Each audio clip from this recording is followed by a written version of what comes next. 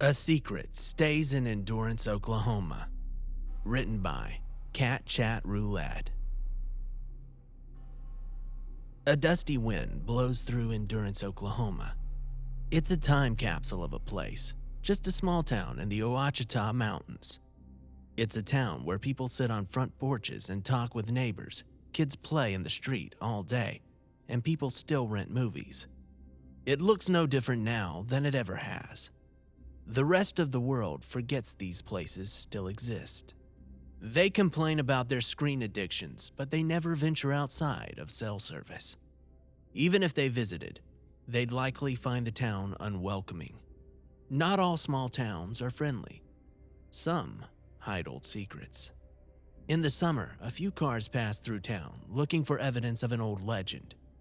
Tourists come here looking for strange lights in the old fire tower on top of Sugar Mountain. They always leave disappointed. There are no ghosts in Endurance, only ordinary people. My grandmother says that we moved to Endurance because we took a wrong turn on the way to California. She stayed here after the rest of the family moved away. I moved back a few years ago to care for her, before she passed. It wasn't until she was gone that the town began to grow on me, despite the attitude of some of the locals. Even after growing up here, I was still an outsider to them. It took a few weeks to adjust to life without my grandmother. The old house was strangely quiet without the hum of the TV news or hiss of the radio. I sat alone most nights, reading or working on puzzles. The slow pace suited me, and I was starting to appreciate my quiet routine. That routine was broken one night last summer. I was sitting on the porch reading a magazine when something caught my attention. I could hear a low, sustained hum coming from somewhere outside. I tried to ignore it, but after a few minutes, I couldn't stop my curiosity. I decided to take a quick walk and look for its source. I walked out and around the block, following the sound to the east. The sound finally stopped when I reached the edge of town, and I saw something that I never expected.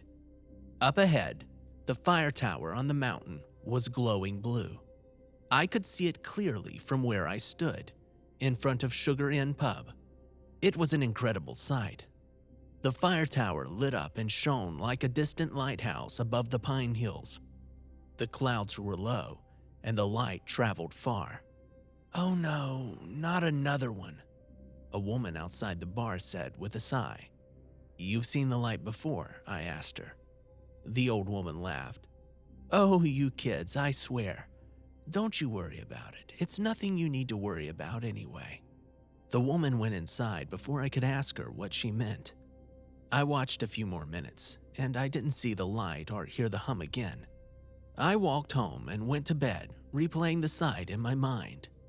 I had the weekend off, and I decided that I'd camp on the mountain and hopefully I'd see the light again. I gathered up my camping supplies and reserved a spot online. I drove up the mountain and I found the circled drive with the campsites on it. The fire tower wasn't far away, and I could see the top of it from the site that I'd chosen. There was a couple camping beside me, tourists from out west, hoping to see the light. I told them my story from the night before, and they listened attentively. I didn't hear the hum again until almost 10 that night. It had been dark a while, and I was getting tired.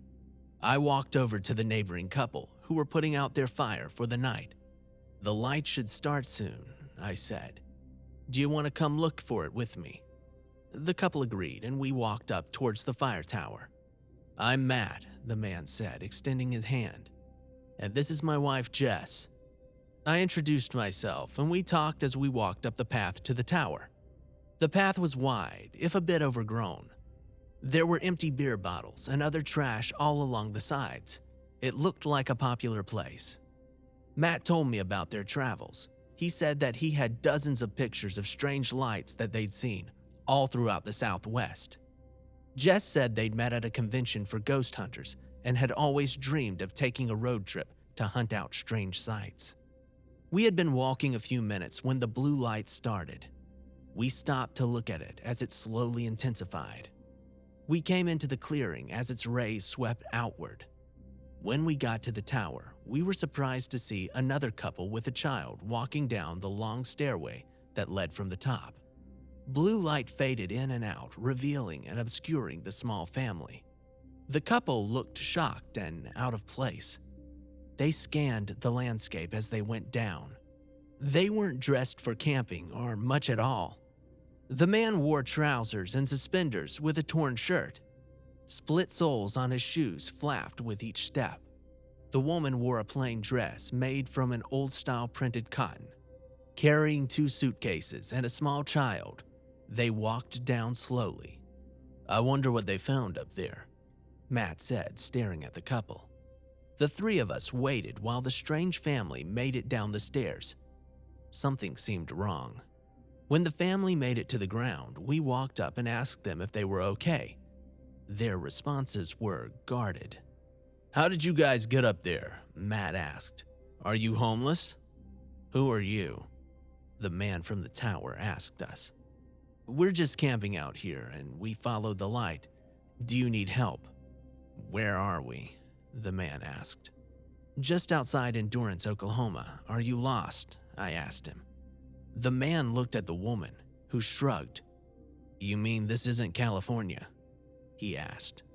"California? You really must be lost. How did you get here?" Matt said as he laughed. The man put his suitcase down and turned away from us to whisper at his wife.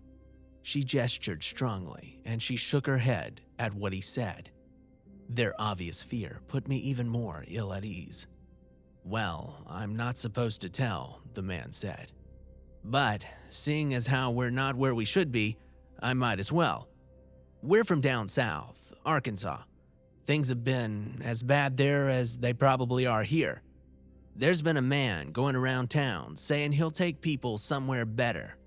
He don't give any specifics, so we just thought it was California. That's where everybody's been going lately. He must have been practicing some kind of magic because he was all hush-hush about it. He had us follow him out into the park where the CCC just finished building the new lookout tower. He followed us up the stairs and shut us in this little room at the top. It was dark and we couldn't see nothing at all. He shut the door and locked it and told us to wait for a sign. Well, we was all tired and we ended up falling asleep. We woke up and didn't know what to do, so I tried the door. I saw that it was open and I called my wife over and we walked out. I'd just about given up hope that whatever he was trying had worked. When we walked out and were in the mountains somehow." He ended his story and I stared at him in disbelief. "This has to be some kind of joke," I said. "You think you could just come out here and fool all the stupid locals?" "No," the man said earnestly. "With God as my witness, I am telling the truth."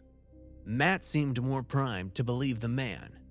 "CCC Watchtower? I thought the CCC stopped building stuff decades ago." "No, sir, they still keep busy," the man said. "Would you care to show us into town?" he asked, smiling at Matt. We took the family's bags and we walked towards our campsites and our cars. I was grateful for the night music of frogs and cicadas that ate up our lack of conversation. This couple was so strange that I didn't know what to say to them. My feelings wavered between pity and unease. They were clearly lost. "Do you folks have any place to stay?" I asked them as we neared the campsite. "I'm afraid we don't," the man said. "Do you want me to take you to a hotel in town?" I asked him. "I'm afraid we don't have any money either," the man said. I thought for a while. I had been so lonely in my grandmother's old house with 4 bedrooms and only 1 occupant. The couple was strange, but had given me no reason to distrust them. "Why don't you spend the night with me? I've got a big old house all to myself and I could use the company as much as you could probably use a good night's sleep." "God bless you," the man said.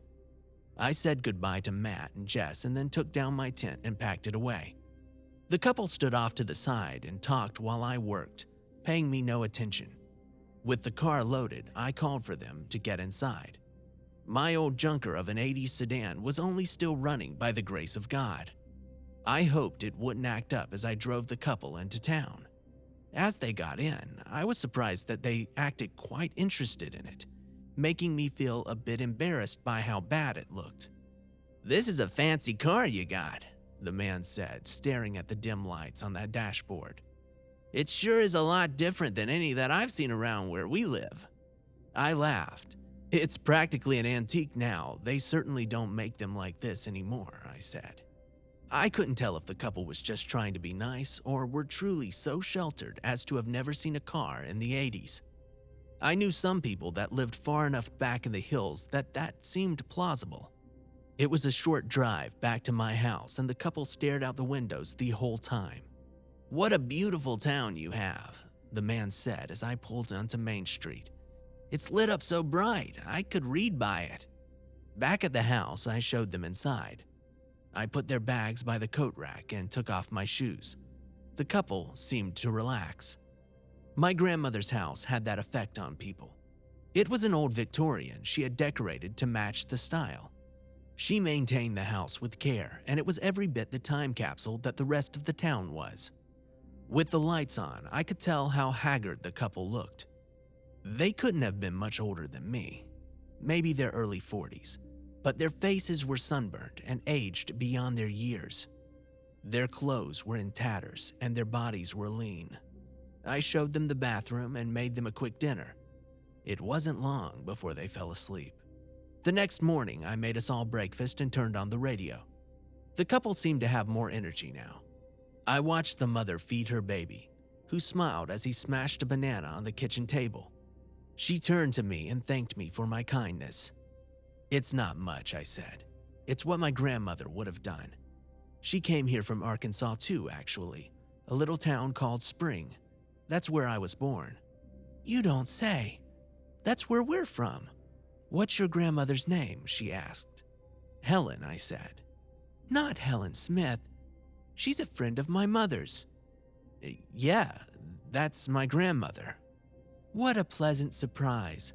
My mother sure adores her. I never knew that she had grandchildren, though. She seems too young for that. Did you say that she died recently?" "I'm afraid so," I said. "She was sick for a while, and I moved here to take care of her." "What a shame. I would have loved to have seen her again. I've still got some of her scrapbooks around if you'd like to look through them. I still miss her a lot and wouldn't mind looking through them myself." "That sounds great," the woman said. "Maybe there'll be some photos I recognize." In the living room, I sorted through the photo books my grandmother had left me. I came to one marked Arkansas Memories and brought it to the kitchen table. I laid it open and started thumbing through it. Now, most of these photos are pretty old, but some should be from Spring. My family lived there for a long time. There's a few newer ones in here of my grandma, I think. They're hard to find though, since my grandma always had a thing for black and white photos. She never would take any in color. I flipped through to the back where my favorite picture of my grandmother was. Her photos were always so timeless. Her whole life, she wore her hair in short curls and had a movie star smile. I started to point out one photo when the woman at the table pointed to one beside it. There we are," she called out to her husband. "Hank, come here and see this. She has a picture of us and Helen back in Spring." I looked at the woman, her floral cotton dress and short ringlets. She looked just like the woman in the photo. No, both of the women in the photo. The photo with her and my grandmother looked so timeless because it was so old, truly old. How had I never noticed? "What? Huh?" I started to ask. No, this didn't make any sense. My grandmother was in her 50s, 40s even, in the photograph, and the couple in my house looked the same as today. "What year is this photo from?" I asked. "Well, let me see. I think we took this the night the county fair had that wonderful music group. When was that?" She looked at her husband and thought. "Last fall, I think. So 1935. "No," I said, "that can't be. My mother would have still been a little kid in the 30s. The couple looked at me like I wasn't making any sense. "It's 2019, I told them.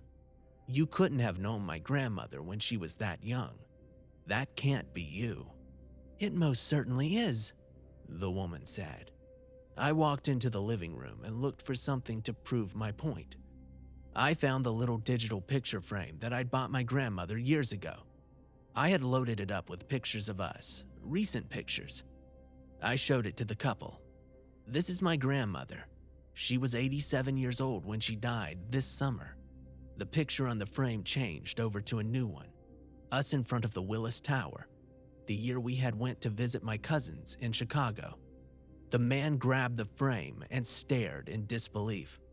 "It was 1936 when we left last night," he said.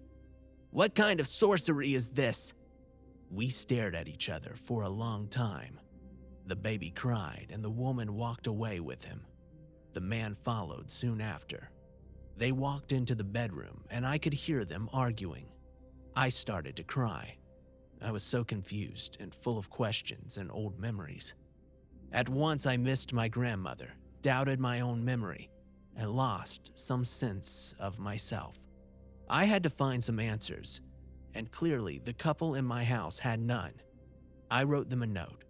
"I've gone looking for answers. Make yourselves at home."